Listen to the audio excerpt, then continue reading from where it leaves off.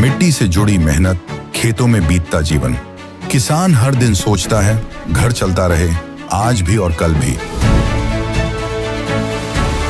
मौसम बदलते हैं, फसलें बदलती हैं, खेती के साथ साथ घर की जिम्मेदारियां भी चलती रहती हैं। भविष्य की इन्हीं जिम्मेदारियों को पूरा करती है एनपीएस, जो किसानों के कल को नया भरोसा और पेंशन की पक्की गारंटी देती है।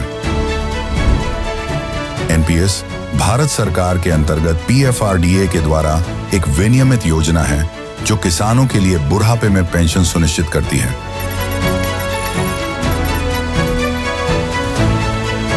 एनपीएस खाता खोलने के लिए अपने नजदीकी सीएससी से संपर्क करें या 1800-1107-08 पर कॉल करें।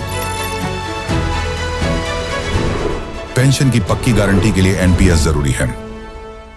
1 अप्रैल से पैन कार्ड को लेकर के एक बहुत ज़रूरी बदलाव लागू होने जा रहा है। अब आपका पैन कार्ड तभी मान्य माना जाएगा जब उसमें लिखा नाम बिल्कुल वही होगा जो आपके आधार कार्ड में है। लेकिन अगर दोनों में आपका नाम अलग अलग है तो आपका पैन कार्ड अमान्य भी हो सकता है। इसलिए इसे समय रहते अपडेट करवाना ज़रूरी हो गया है, वरना आगे चल कर के पैन कार्ड का इस्तेमाल करने में परेशानी आ सकती है। लेकिन आप ये अपडेट कैसे करवा सकते हैं, इसके लिए किन डॉक्यूमेंट्स की ज़रूरत पड़ेगी और ये अपडेट करवाना इतना ज़रूरी क्यों हो गया है, चलिए हम आपको बताते हैं। पैन कार्ड के नए नियम के मुताबिक आपका पैन कार्ड तभी वैध माना जाएगा जब उसमें लिखा हुआ नाम आपके आधार कार्ड में लिखे हुए नाम से बिल्कुल मेल खाए। लेकिन अगर ऐसा नहीं होगा तो आपका पैन कार्ड निष्कासित कर दिया जाएगा और इससे बैंकिंग, इनकम टैक्स रिटर्न भरने और बाकी सरकारी काम करने में आपको दिक्कत आ सकती है, क्योंकि पैन कार्ड का इस्तेमाल कई ज़रूरी सरकारी और वित्तीय कामों में होता है। इसलिए सरकार अब पैन और आधार को आपस में जोड़कर आपकी पहचान को पूरी तरह से वेरीफाई करना चाहती है। ऐसे में अगर आप आने वाले दिनों में पैन कार्ड बनवाने की सोच रहे हैं तो आप आवेदन जल्द से जल्द कर दीजिए। वहीं अगर आपको अपना पुराने पैन कार्ड में कुछ अपडेट करवाना है तो वो भी आप समय रहते करवा लीजिए। सबसे अच्छी बात यह है कि पैन के लिए आपको कहीं भाग दौड़ करने की ज़रूरत नहीं है, खास करके इसके अपडेट के लिए।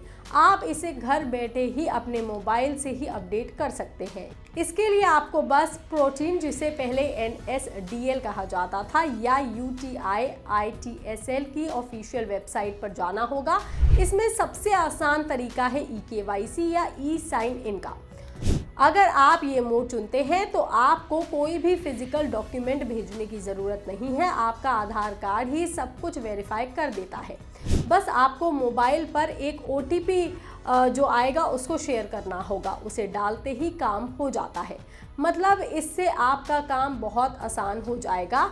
लेकिन ये कैसे होगा, चलिए वो हम आपको बताते हैं, उसका प्रोसेस आपको समझाते हैं। लेकिन उससे पहले आप ये जान लीजिए कि पैन अपडेट कराने के लिए आपको किन किन डॉक्यूमेंट्स की ज़रूरत पड़ेगी। डॉक्यूमेंट्स इस बात पर निर्भर करते हैं कि आपको पैन में क्या अपडेट करवाना है। जैसे अगर आपको बेसिक इन्फॉर्मेशन अपडेट करवाना है तो उसके लिए आपको पहचान का प्रमाण पत्र चाहिए होगा, जैसे कि Aadhaar card, voter ID card, driving licence, ration card या पासपोर्ट। वहीं एड्रेस प्रूफ के लिए आपके पास आधार कार्ड, बिजली या पानी का बिल, बैंक स्टेटमेंट या पासबुक या पोस्ट ऑफिस पासबुक या रेंट एग्रीमेंट या पासपोर्ट हो सकता है। अगर आपको डेट ऑफ बर्थ अपडेट करवानी है तो इसके लिए आधार कार्ड, नगर निगम के जरिए दिया गया जन्म प्रमाण पत्र, हाई स्कूल की मार्कशीट तक चल जाएगी और पासपोर्ट या ड्राइविंग लाइसेंस की ज़रूरत आपको पड़ सकती है। और अगर आपका नाम वही है और सिर्फ स्पेलिंग या छोटे मोटे बदलावों की ज़रूरत है तो आप उसे बेसिक इन्फॉर्मेशन में या फिर आप कह दीजिए बेसिक डिटेल में ये भी आ जाएगा। वहीं अगर आप शादी के बाद नाम बदलवा रहे हैं तो आपको मैरिज सर्टिफिकेट या पति के नाम वाला पासपोर्ट देना पड़ सकता है। यदि आपने अपना नाम कानूनी रूप से ही बदल लिया है तो आपको गैजेट नोटिफिकेशन की कॉपी देना ज़रूरी हो गया है। अब हम आपको बताते हैं कि आप घर बैठे पैन कार्ड कैसे अपडेट करवा सकते हैं। इसके लिए सबसे पहले आपको PROTEN इस वेबसाइट पर जाना होगा या फिर UTIITSL की आधिकारिक वेबसाइट पर जाना होगा। वहां जाकर के आपको चेंज और करेक्शन इन पैन कार्ड का विकल्प चुनना होगा।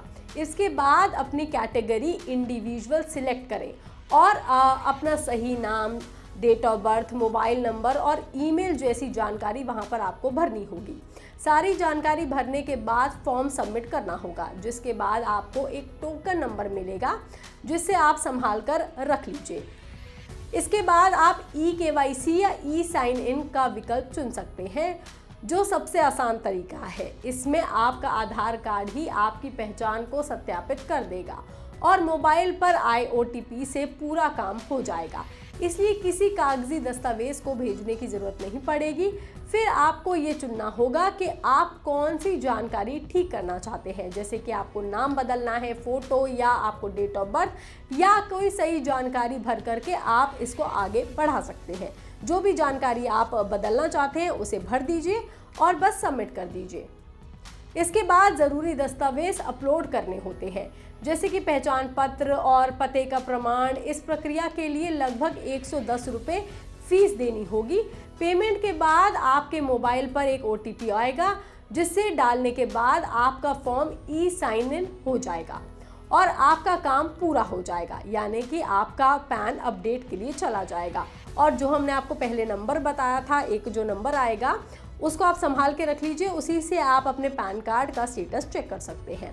तो कुल मिलाकर के बात यही है कि अगर आपके पैन और आधार में नाम मैच नहीं हो रहा है तो उसे आप जल्द से जल्द अपडेट करवा लें, वरना आगे चल कर के बैंकिंग और टैक्स या फिर किसी भी ज़रूरी काम में आपको परेशानी आ सकती है। ये खबर, ये जानकारी आपको कैसी लगी, आप हमें कमेंट करके ज़रूर बताएं। बाकी तमाम खबरों के लिए आप देखते रहिए लोकमत हिंदी।